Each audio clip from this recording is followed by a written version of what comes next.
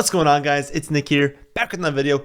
Bit of mixed results in week one. Overall, one of the best weeks I've ever had. We hit on a 6x, a 7x, an 8x, and 18x picks. Unfortunately, I put all of the worst ones in this video, so I apologize to everyone there. We didn't lose all of them, but we lost the vast majority, so I'll try and pick better ones for the video. Just make sure you're following me on Twitter. I post some more free ones over there, and it seemed like all the ones I posted over there went nuts, and all the ones I put in this video did terrible. So apologies for that. We'll try and do better this week, though. So who do we like?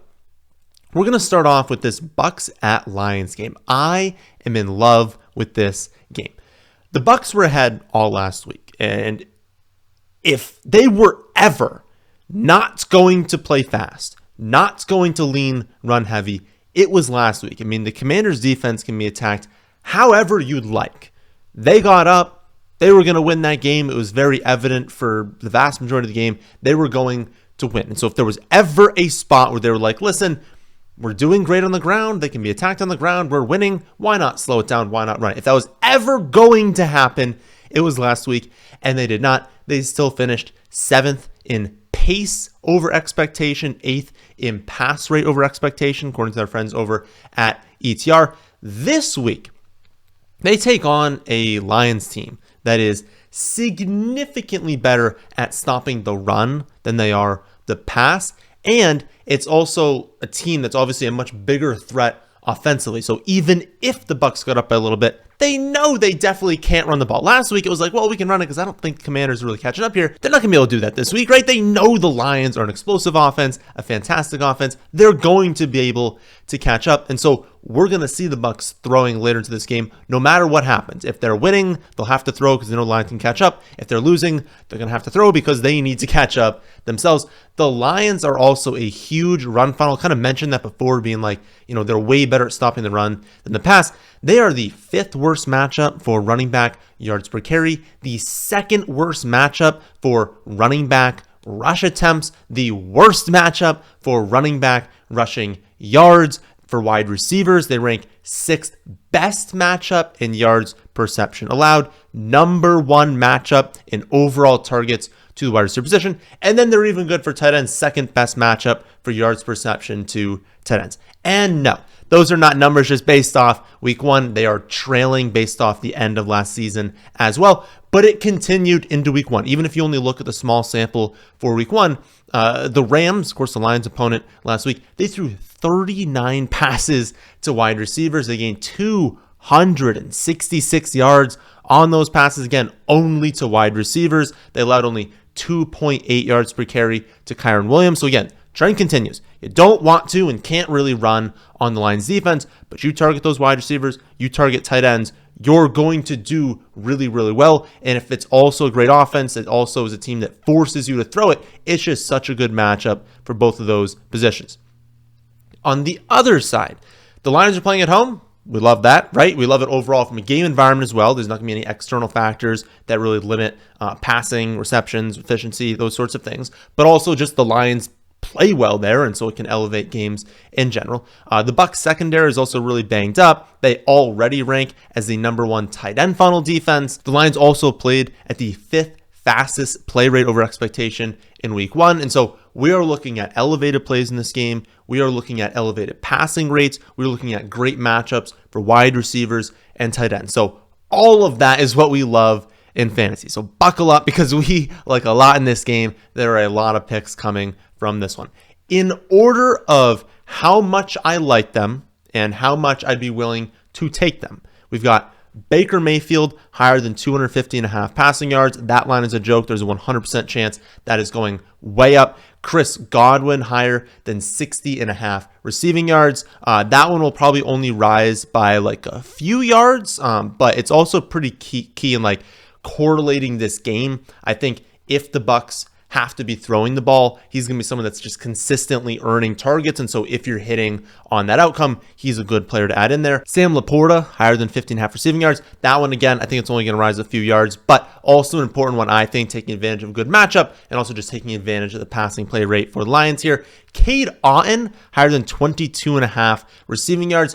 I don't think that one's going to rise much because people aren't going to feel comfortable taking it. He had, what was it, like one catch for 5 yards in week 1, but he led the team in routes run. It was the worst matchup for tight ends in week 1, a much stronger one this week. So I think it was just a combination of just like randomness, right? It's a tight end. They can have really low floors, but then also just running into a terrible matchup. That's why Otton played so poorly. I don't think he's actually going to command, what was it, like a 7% route target share? Like, I don't think it's actually going to be that low across the entire season. It wasn't like they went to other tight ends. He was the only tight end they were using. So I think take advantage of kind of a lower line here than we're expecting. Jalen McMillan, higher than 29.5 receiving yards. I would probably only use one of McMillan or Otton. I mean, I think obviously they're going to use Mike Evans. They're going to use Rachaad White. They're going to use Chris Godwin. And so to think that they're also going to hit Otton, they're also going to hit McMillan getting on their hires, unless we think this game's going nuclear, I would probably only pick one of those two, whichever one's your favorite. I don't have a massive lean, but I think my slight lean is Otton. Jameson Williams, higher than 45.5 receiving yards. He only ran 2 fewer routes than Amon-Ra St. Brown in week 1, which is wild because he did have that injury scare. And when we went, into last week, his career high in percent of snaps was 68%, played 85% of the snaps last week. If he catches a deep ball, he's a highly explosive player. That's going to correlate beautifully with the Bucs pass catchers because he's gaining his yardage, he's scoring points, he's getting the Bucs back on the field, potentially trailing there, elevating their pass play rate. Like, it's just beautiful correlation adding him on to these picks. And then finally, not a good matchup, but I think if we're projecting really pass-heavy game script for the Bucs, over 23.5 receiving yards for Rachaad White. Again, a poor matchup for running back receiving yards and my least favorite among these 7. But if it's something you really wanted to add in there, I would do that one as well. So do with that what you will. Those are the 7 that I like. If you want to create a bunch of picks for those, if you want to correlate them together, do whatever you want. I think this game has a really strong chance of popping off. And so I love the passing offenses here. No other individual game environment really speaks to me this week, but we do have some individual picks I like. First up, Chris Olave, higher than 58.5 receiving yards. The Saints were up 10-0, 5 minutes into their game last week. They were up 30-3 at halftime. So if there was ever a spot where they didn't need Chris Olave, it was last week. The matchup was also just individually, just like taking game script out of it. It was really poor for wide receivers. Panthers are the 3rd worst matchup for wide receiver yards per reception, the single worst matchup for wide receiver targets. This week, the Saints get a real test against this Dallas defense. Dallas is a super aggressive defense with a much stronger pass rush than the Panthers. And just in general, across all positions, they're just a much more talented team overall. One thing is, with that aggressiveness, does come some susceptibility to big plays. It's a poor matchup for targets, for catch percentage to wide receivers, but it's actually a plus matchup for yards per reception. I would also bet my life savings that the Saints are not going to win this week by 37 points. And so we've got a spot where they're going to need to throw the ball more. Olave is not going to be resting in the 4th quarter. They're not going to be going with like 3rd string running backs, right? We're playing in a dome, so no worries about weather. And we've got an aggressive defense on the other side that can at times be susceptible to big plays. So I don't think we're going to see heavy overall volume. I don't know that Olave racks up 7-8 receptions, but I think he's going to hit on a big play or two. I think he's going to be needed consistently to gain first downs. And so 58.5 receiving yards, I like the higher on that. Sticking with this game, we're also taking lower on 11.5 rush attempts for Ezekiel Elliott on the other side. The Saints are a pretty neutral matchup for rushing, but if there's an opportunity for us to take a lower on Zeke, I feel obligated to do that. Cowboys were up 20-3 at halftime. They were up 27-3, like 2 minutes in or a couple minutes in to the 3rd quarter when they had that Turpin 60-yard punt return. Yet despite this beautifully positive game script, they still only ran the ball on 41.67% of plays. They were still throwing the ball when they got up by that amount. And if Zeke is only going to hit 10 rush attempts in a game where they, for most of it, had a multi-touchdown lead, I mean, it doesn't speak a lot to his ceiling. Like, that was the perfect spot for him to get to 13, 14, 15 rush attempts, and he was still only at 10. So the floor is low, the ceiling is not that high, and just given the perfect outcome last week, if he's only hitting 10, I mean, he needs to get to 12 rush attempts to lose this one. That feels unlikely. Last pick before a new segment this week, Will Levis, less than 198.5 passing yards. He looked terrible in week 1. He was making horrible mistakes, horrible reads, just doing things where you're like that just makes no sense for an NFL quality quarterback or an NFL caliber quarterback to be doing. This week, it's not getting better, right? He still faced a good defense in week 1. Like, I don't want to say that Will Levis is terrible. I mean, you know, the Bears have a very, very strong secondary, but faces the Jets this week. They are the worst matchup for wide receivers. They're a brutal one for running back receptions. They're more attackable with tight ends through the air. They're more attackable with running back rush attempts, but that is not good news for the Titans. The Titans do want to lean a little bit pass heavy. They want to throw to their wide receivers and the running backs. And so if those are the two bad matchups, they don't really want to use their tight ends that much. They would prefer not to lean run heavy. And so I don't think it's a very good spot for the Titans. The Jets also, I mean, they got to be fuming about how last week went. Like, they couldn't stop the 49ers even when they knew exactly what they were doing.